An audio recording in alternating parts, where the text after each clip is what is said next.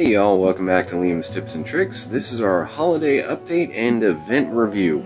We'll go over tips to get the most out of the new events, check out the changes, and briefly discuss the newest facet of character growth, the pets. At some point in the near future, I'll go over the pets in detail after I get the chance to really test them out. So if you haven't already, consider subscribing for more of Nexon's Darkness Rises in the future. And with that, here we go. Alright, first things first, and that is there is a new Special Attendance Rewards 7-day event. And as usual, I suggest doing this quickly, checking in on all 5 of your characters to get 5 times all of these items. And additionally, they will actually have this same 7-day event twice successively. And I'll go ahead and post a screenshot of all of the rewards that you get from both of the events right here. So I absolutely encourage you to get those freebies on all your characters, and then you can use all of them on whatever main you choose. For me, I will be using them on our girl here. So let's get right to the event. Are you ready to raise a pet? So the first section of the event is the new friend, and in this one it does give you quite a bit of essences, as well as 6 Christmas chests, and when you complete it with 5,500 points, you get a pet summon ticket. So at 5,500 points, this event is actually not too terribly difficult. You get points for clearing stages, clearing gold dungeons, and clearing a daily dungeon. You should really be able to bust this out pretty quickly. If you need to repeat stages, if you run out of clear tickets, there's some fast stages that I recommend. The fastest, stage 110, and that one only takes maybe about 15 seconds, pretty much for any power to complete, and you can do repeat battle on that. But if you're going to use clear tickets to go ahead and sweep some stages to max out this event, I would definitely suggest waiting until the hot time, the server hot time. I'm going to go ahead and post that right here. So as it says there, from 1800 to 2200 server time, which is from 6 p.m. to 10 p.m. Pacific Standard Time, you get a 20% bonus for both XP and gold. So if you're going to use a bunch of clear tickets to max out this event and get that pet summon ticket, I would definitely suggest doing it today or tomorrow during those times to get the most out of your clear tickets. And you're probably wondering, if you haven't gotten any yet, what's in the Christmas chests? So since I have gotten a few, let's go ahead and open them and see what we got. I'm just going to go ahead and open 1 or 2 for you right now, one at a time here. 200,000 gold, a large essence chest, and a rank B polish chest. Let's see what we get from another one. Basically the same thing. This time we got a giant essence chest. So they're really not too bad. The gold is really nice. Bonus. I'm going to go ahead and open all 8 right now and let's see what we get. There we go. Ooh, rank A polish chest. Alright, and 1.95 million gold. So there you go. So that's what you have to look forward to, and obviously you can do these events and get those chests on all 5 of your characters. In total, you do get quite a few. So next up in our Ready to Raise a Pet event are the Raid Boss events. Once again, we have all 3 Raid Boss events. So let's go ahead and start with Grovis, King of the Heavens. And with this one, he gives you polishes. For myself personally, this will be the one that I focus on. I suggest picking 1 to be able to complete. And the reason for that is because it's going to be nearly impossible to complete all 3. So you'll realistically have time to complete 1 of the 3, either Grovis, Caligo, or Gigantus. So I would definitely suggest focusing on 1 and finishing it off, and then go ahead and go back and see what you can get from the other 2. Grovis gives us polish, Caligo gives us jewels, and Gigantus gives us runes. The totals for Grovis, hypothetically speaking, if you did finish this event in its entirety, you would get 25 each of the C to B polished chests, 25 each of the C to A polished chests, 25 each of the B to A polished chests, 5 rank A polished choice chests, 2 of the new pet development berry chests, and 2 Christmas chests. And if you finish it out completely and do the 4,000 points, then you do also get 3 rank S polished chests. And that's a pretty nice bonus. The other two, since they are really similar, Caligo and Gigantus give you either runes or jewels, depending on which one that you pick. And with these, you get 25 each of the D to C chests, the D to B chests, and the C to B chests. You also get a total of 5 rank B runes or jewels. Once again, 2 of the pet berries, 2 of the Christmas chests, and finally at the very end of both of these events, you get 3 rank A jewels or runes, depending on which one that you pick. Now, as far as strategy goes for being able to bust these out, I did go ahead and record a couple of runs to show you tricks on how to complete them quickly.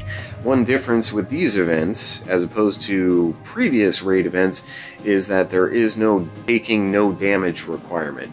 So that did reduce the overall points that you need to be able to complete the events, which is good, but it does also give you one less way to get points. But in my opinion, not having that takes some pressure off, and you don't have to worry about accidentally taking damage and slowing down your progress. So I'm going to go ahead and post a quick video here with Grovis level 1 on how to get 80 points per run in about a minute. Alright, starting with 130 points. What we're going for here is Grovis level 1. We're going to do our full evades, 5 evades at least. Get top damage, and obviously clear Grovis. So what we do here is, the best time is when he's in the air and he's shooting fire. That's the absolute best time to evade. You don't have to worry about not taking damage. So you can basically just stand right in the fire and evade. When you see it pop up multiple times where it says evade, evade, evade, evade, evade, those all count towards it. So hypothetically, you can just do it once. And just, like a couple of times, get all 5 evades, and then finish taking him out. There we go. And now we'll go back and check our score. There we go, 210 points, which is 80 points more than the 130. There you go. Getting 80 points per run, you can finish the Grovis event and go all the way to 4,000 points with 50 raids. Although, if you wanted to do it on multiple characters, it will take a little bit more time, of course. But you can do 4 in the morning, 4 at night, 8 per day. You can get that finished in about 6 days. So obviously the same would go for Caligo. Faster and easier than Grovis because he doesn't fly around, obviously.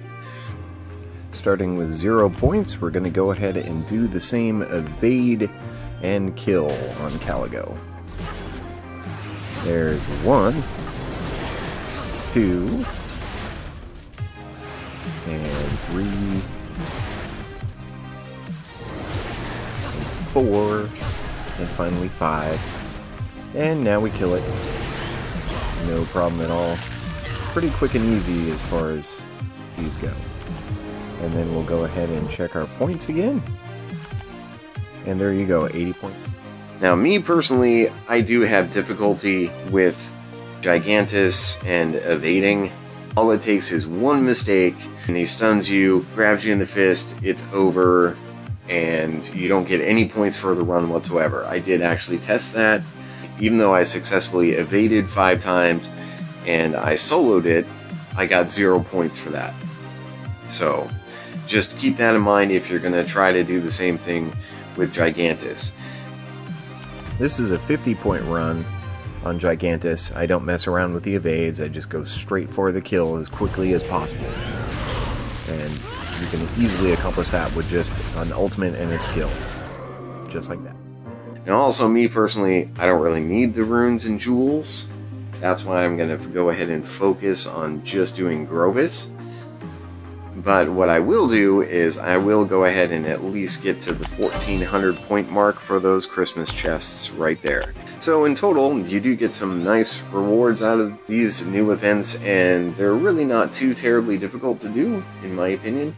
I feel that you can probably pretty easily finish the new friend event at the very least and get some pet summon tickets. Then with the raid events, just go ahead and get what you can out of them.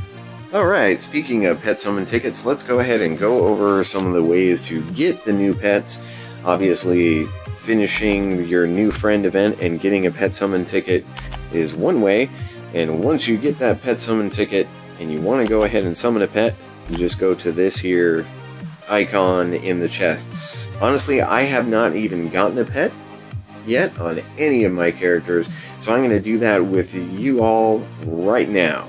I will be obviously using gems since I don't have any of the summon tickets yet. Spend some gems and see what happens.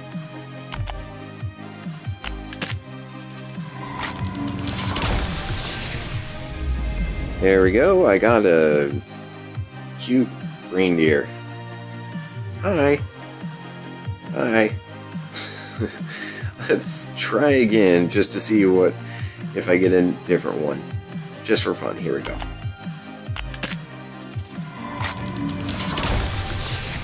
Ooh, I got a shimmer. Alright. So we got one attack pet and one defense pet. So once you do actually have your pets, you go ahead and go to your character screen, click on pet, and there they are. So, yeah, look, he's satisfied. So I'm going to go ahead and go through these in greater detail in another video after I basically personally figure out the plan with them and figure out ways to optimize them. So I'll go ahead and share what information I find. Other changes in the guild shop, they have added both the development berries and the pet breakthrough berries, and those are available at guild level 0, so I mean they're available right off the bat. You can get them in any guild anytime. And also they did add some new items to the lucky wheel, so let's check it out in the village. As a side note, this is one of the things that does frustrate me going to the village. It will show 100% loaded, and then you wait, and wait, and wait. Logically speaking, if it says it's 100% loaded, you would think it was 100% loaded, but you'd be wrong in this case. There absolutely must be a way that Nexon can optimize this or fix it, and I really hope they do. Oh, there we go. Okay, let's check out the new Lucky Wheel event.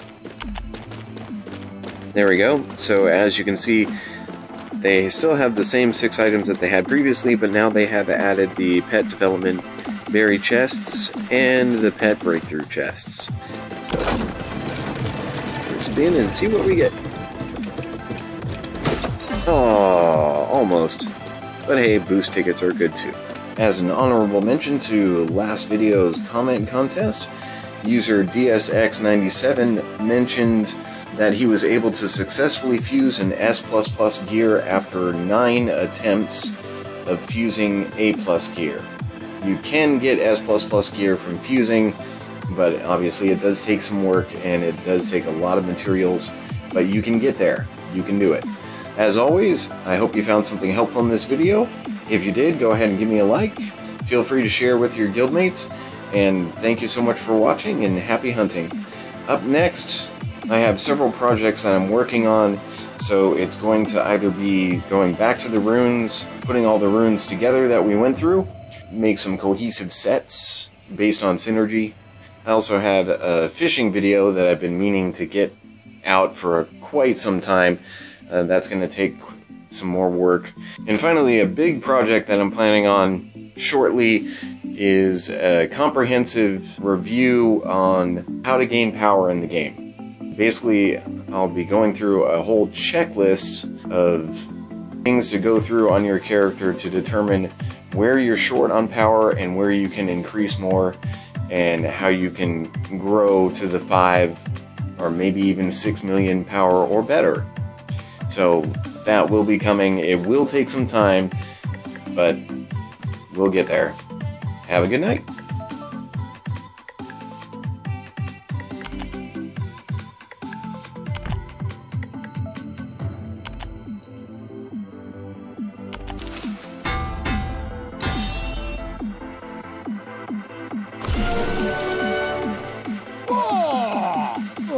Ha ha ha ha ha!